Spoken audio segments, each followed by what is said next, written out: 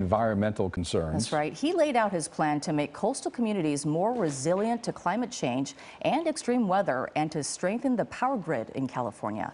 KCAL News reporter Leslie Marin joins us now with the details from today. Leslie. Well, we just saw it there. Natural disasters seem to be getting worse, even here in California. And the president called climate change the existential threat to humanity. So he's hoping this money will help protect communities from natural disasters for decades to come.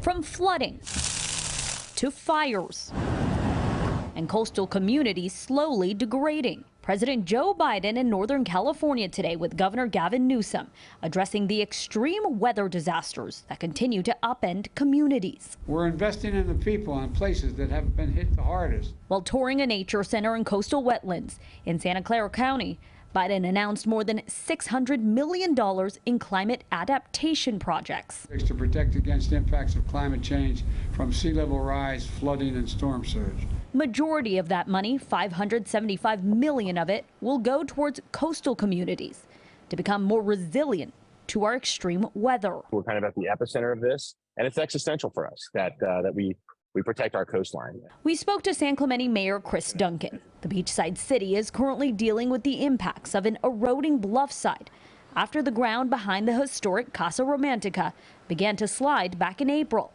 halting both Metrolink and Amtrak services through that area and canceling many events at the venue. I'm hoping that these are funds that can be directly allocated to our problem. So, for instance, that wall I talked about that's going to need to go in below Casa Romantica that saved this incredibly historic building, one of the most historic buildings probably in Orange County.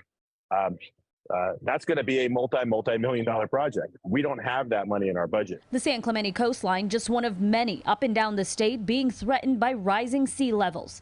A U.S. Geological Survey found by 2100, up to 70% of California beaches could be gone. We protect our infrastructure and wildfires. We protect our coastline from hurricanes on the East Coast. We should do that on the West Coast. The other part of President Biden's plan does include putting money towards bolstering California's power grid in the coming days. So the lights can stay on in hospital operating rooms, nursing homes, and so many other critical care facilities.